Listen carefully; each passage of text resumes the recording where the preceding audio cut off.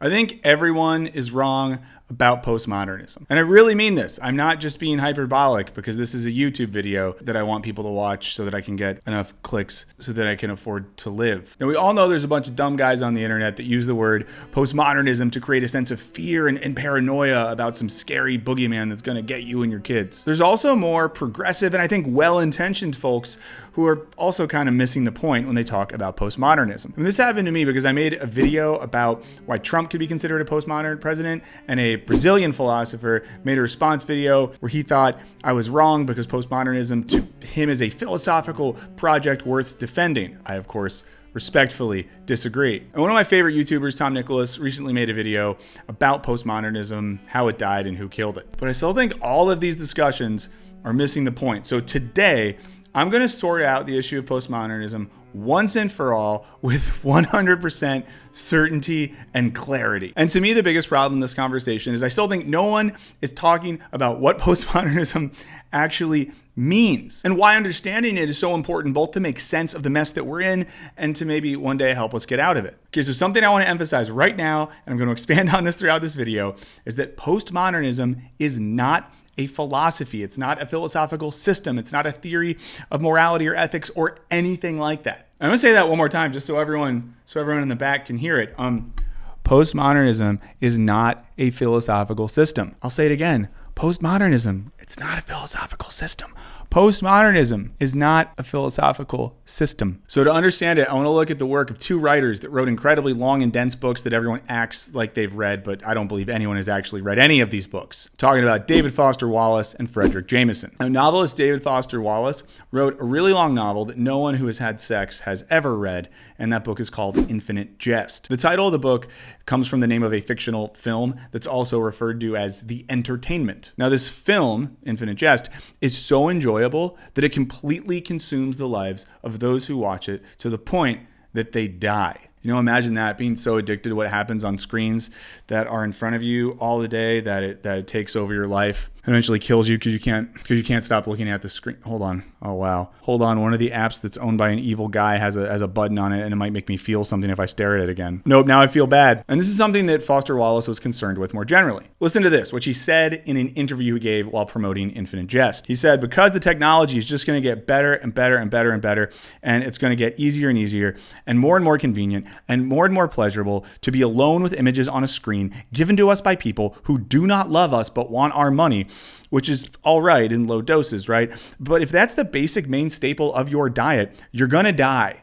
In a meaningful way, you're going to die. Now, the idea here is that we live in a culture where consumption is the only thing that matters, and nothing feels more meaningful than consuming entertaining content. But when we get sucked into these types of content, it's sort of like our humanity gets sucked out of us. And we lose that special part of us that makes us more than just a bunch of nodes in a network of entertainment and consumption. And Foster Wallace connected all this with the cultural trend of postmodernism. And he associated this with the use of irony, cynicism, and irreverence in all forms of media. And also with the increasing commercialization of everything. I mean, there's a theme in Infinite Jest where corporations start sponsoring time. So rather than a year being like 2025, it's like the year of the Whopper or the year of the trial-sized Dove bar. Now, Foster Wallace responds to this culture with the call for a new sincerity. That's not a phrase that he used, but it's a phrase that other people used when they talked about him. But he wanted a form of sincerity, of meaningfulness in art and culture. For him, this meant that rather than art and culture being detached and ironic, whether stuff like Andy Warhol's Campbell soup paintings or South Park commenting on the crappiness of its own animation, he wanted art that tried to communicate something authentic. Things that aimed at a shared human experience. And this gives us a sense of what Foster Wallace's critique of postmodernism was, that it turns art, which should be something that communicates important and urgent aspects of our humanity, into a detached and ironic commodity that serves the purpose of easy consumption without the necessity of critical thought. Now, while Foster Wallace does a really good job at describing the symptoms of postmodernism, the Marxist literary critic Frederic Jameson gives us a full-on Dr. House-style diagnosis of the cause of postmodernism. I'm going to be bold here and say that any of these discussions of postmodernism that don't reckon with the work of Frederic Jameson should not be taken seriously. Okay, so to understand Jameson's critique of postmodernism, we first need to understand that dominant economic systems produce accompanying cultural systems. So in this way, when we talk about postmodernism, what we're really talking about is a cultural system that aligns with or serves the purposes of an economic system, which is late capitalism. Which is why Jameson's most basic definition for postmodernism is that it is the cultural logic of late capitalism, which means that it describes both the culture that's produced under capitalism, how we consume that culture, and how that culture shapes how we understand the world and how we think of political possibility. Now, in his pivotal essay on the topic, Jameson outlines a few principles of postmodernism. Now, some of these characteristics, according to Jameson, are a new depthlessness, a weakening of historicity, gives us a type of schizophrenia, and a new emotional ground tone. I'm not going to talk about all of that. I think you should read the essay. I will link it in the description. But I think history is the most important place to start right here. But if you want to hear me talk about this more in the future, please let me know, because I would love nothing more than just to make a bunch of videos where I just talk about Frederic Jameson and wear salmon-colored shirts. Now, one of the most dangerous aspects of postmodernism is that it's turned the news media into just another form of entertainment, one in which narratives can be constructed out of thin air with no connection to history or facts. Take the recent example of Donald Trump claiming that there's a white genocide happening against South African farmers. I mean, for example, look at this headline that says Trump confronts Ramaphosa with footage of South African leaders calling for genocide. So when you look at this article, it seems to be the case that there is a call for genocide against white farmers in South Africa. Or there's other articles like this one that say that Trump's Afrikaner refugee policy based on unfounded claims about land, white farmer genocide. So how can this one story be covered so differently? It's because most media organizations prioritize clicks over clear and accurate information. They focus on sensational stories and controversies rather than a clear discussion of the issues. Which is why I'm so happy that this video is sponsored by Ground News, which is where I found all of these articles. Their app and website pulls stories from across the globe and puts them all in one place so that you can get the full picture on every story. Now, this story has been reported on by 132 sources. Now, Ground News shows me where each source leans politically with their bias distribution chart. They also show me the factuality rating, which scores the reliability of reporting, and then they even let you see who owns each source. All these factors shape how stories are framed, and when you put them all together, it really lets you see how bias impacts coverage. Now, the feature that I go back to over and over again is their blind spot feed. This highlights stories that are being disproportionately reported by either side of the political spectrum. It's nice to see what's going on outside of my own little bubble and to see how the other side is covering the stories that I'm interested in. Now, as it becomes harder than ever to trust the news and the sources that we see on the internet, Ground News gives me the tools to think critically about what's happening in the world, how it's being covered, and why. Now, if you want to check it out, head over to ground.news/Michael Burns and try it for yourself. When you use my link, you're going to get 40% off their Vantage plan, which is what I've been using to get unlimited access to all of these features. I think Ground News is doing important work, and I hope you'll check them out.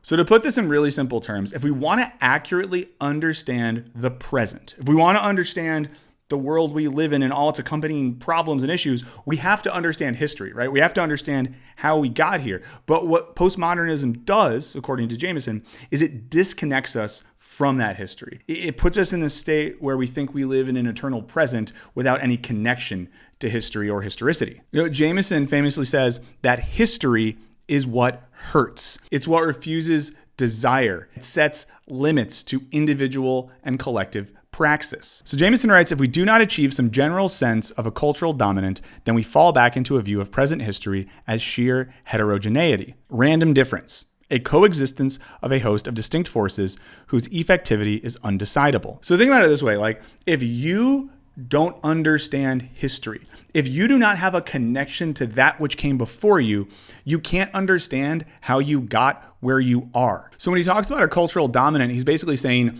we need a framework by which we can understand where we are and how we got there. We need a framework by which we can use history to make sense of the present. And I mentioned before that he talks about a certain type of schizophrenia that we get. Now, he doesn't mean a literal schizophrenia, but he thinks we end up in a schizophrenic position when we lose that connection to history. And again, he thinks this is something that is caused by postmodernism, which again is the cultural logic of late capitalism. The point with all of this is that this all serves the end goals of capitalism. Now, when we don't have an understanding of our present, when we don't have that historical understanding of where we are, that's when we end up with this type of schizophrenic experience. It gives us a heightened intensity because all we have is the present moment. So all we feel is what's happening right now. And in a sense, this means that like when stuff happens, we either feel super anxious and despairing, or we feel super euphoric and happy. So either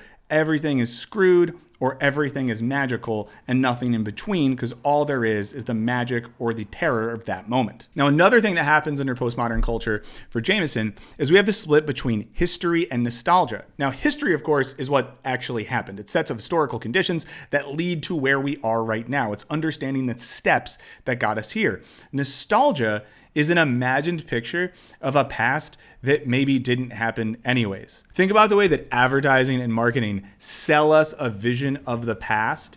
They give us something to connect to that serves some purpose that sort of makes the past what we wanted it to be. And while history can help us understand the present and maybe understand how to change the present, nostalgia makes us sort of passive. It gives us a vision of history that never actually happened that often serves a commercial purpose. And when we don't have a sense of history, we can't unify the past, present, and future of our experience. Now, one example I can think of here is the summer of 2020. There's a lot of protests that broke out in America after the police killing of George Floyd.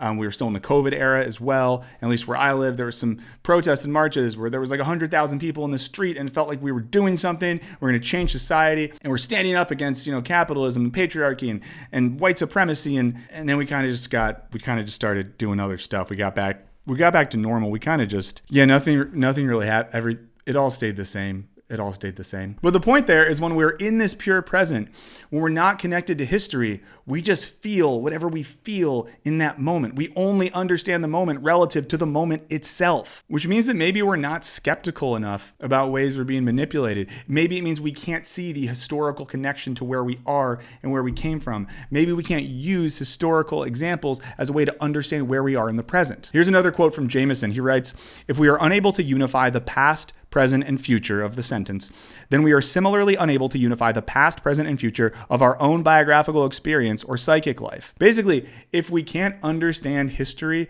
in the context of analyzing art, we struggle to use history to understand our lives and the world that we live in. So just to summarize, the gist here is that for Jameson, postmodernism takes away any sense of history, any connection to history. It keeps us caught in a present. We feel schizophrenic because we can't unify what's happening to what has happened before. And of course, nostalgia is created as a trap to keep us focused on a past that never happened that doesn't help us understand our future. Another thing that happens in a lot of the contemporary discussion of postmodernism is people make moral judgments. So some people say that it's morally bad and evil and not good. There's a lot of these guys. Others want to say that morally it's great, that it promotes diversity and open-mindedness and stuff like that. And I think both of those cases are wrong, and ultimately both of them miss the point. And Jameson thinks this happens when we treat postmodernism as a stylistic condition and not as a historical condition. Jameson writes, "I cannot stress too greatly the radical distinction between a view for which the postmodern is one optional style among many others available,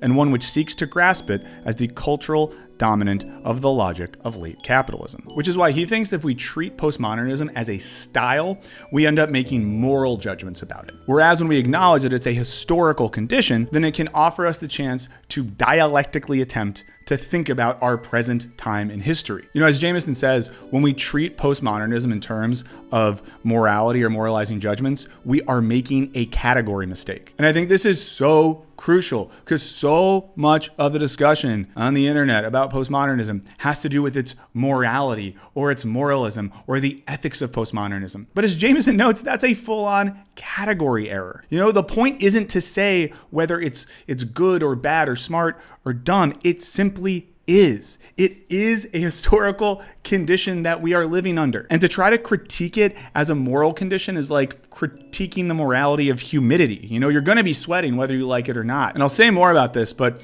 Jameson gets at this because Jameson is a Marxist. And what he's doing here is avoiding one of the same mistakes that a lot of people make when they talk about capitalism. Now, guys, this is really important. Marx did not think that capitalism was bad. We sometimes want to read Marxism as a moral philosophy or as a way for us to just say like, yeah, capitalism is bad. Capitalism is immoral. It can be good or bad, and we think it's bad. But Marx was a dialectical thinker, which means that he was interested in thinking about how capitalism was good and bad at the same time. You know, I kind of think the rapper Future has outlined this dialectic pretty well, you know, because it's basically like capitalism is good and bad at the same damn time. You know, postmodernism can be good and bad at the same damn time. This leads us to another really important point. Please listen up here. Postmodernism is not Marxist. There's no such thing as postmodern neo-Marxism. It doesn't make any sense. There's no magical connection by which postmodernism becomes Marxism or Marxism creates postmodernism. It's not how it works. But a lot of the dumb guys will tell you that that's how it works. They're wrong. I'm right. And to be clear, the reason I'm right is because I read books, and the wrong guys tend to not read books. Jameson is a Marxist critic. That's what he does. That's his style.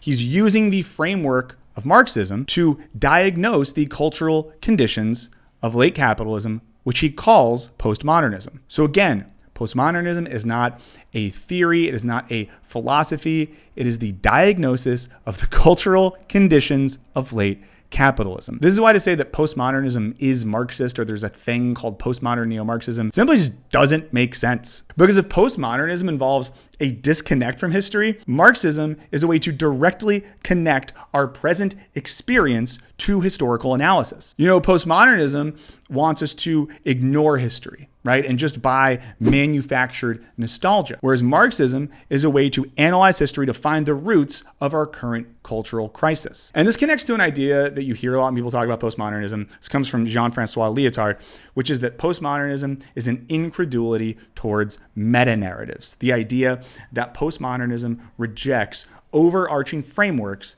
that explain everything. And Jameson thinks this part of postmodernism is bad because it serves the interest of capital. He writes that only Marxism can give us an adequate sense of the essential mystery of the cultural past, a mystery that can only be reenacted if the human adventure is one. And this also relates back to the moralism thing, because again, Marx wasn't like capitalism is bad.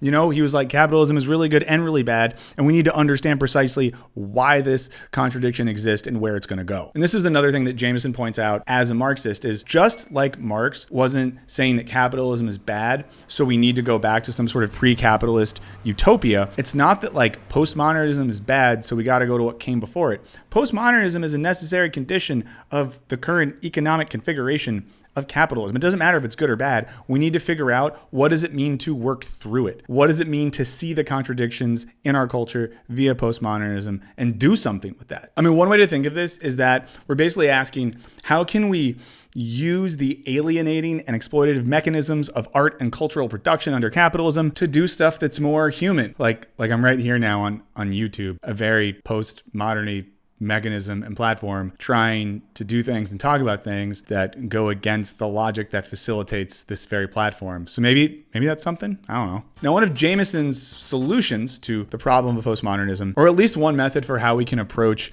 leftist cultural production, is something he calls cognitive mapping. And it basically means that we need a type of cartography or sort of map that shows us where and how we exist in the world. It shows us the sort of connections that are at play that postmodernism might be hiding from us. You know, for example, in my last video, I talked about depression and how we might think of depression as just an isolated biological phenomenon.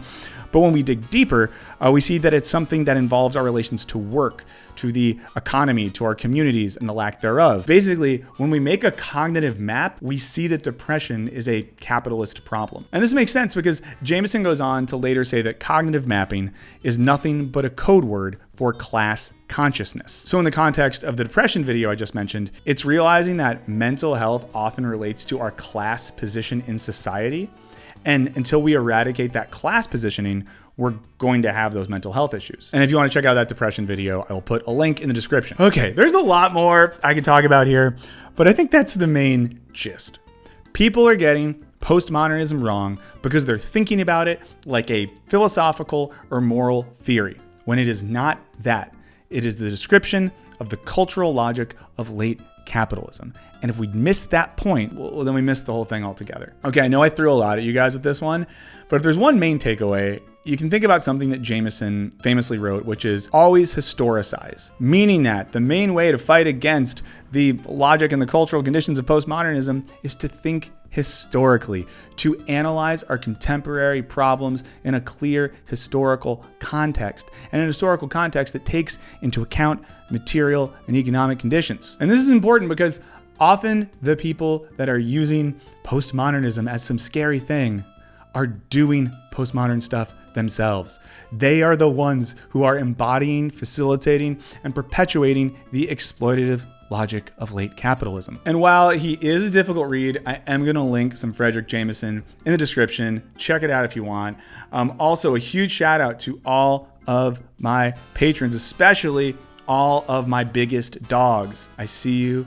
I appreciate you so much. As I try to make all of this sustainable for me as a job, your support is really crucial, especially your early support. I can't really rely on YouTube ad revenue because, you know, capitalism, postmodernism, things of that nature. And if I'm honest, I don't want to have this channel be completely dependent on the marketing budgets of various companies because, again, postmodernism and stuff. So thank you for your support. If you want to join the Patreon, there's a link in the description. I really appreciate it. So in the meantime, you know, read some books and think about some stuff, because when we stop thinking, when we stop being critical, when we stop analyzing, well, friends, that's when the bastards win.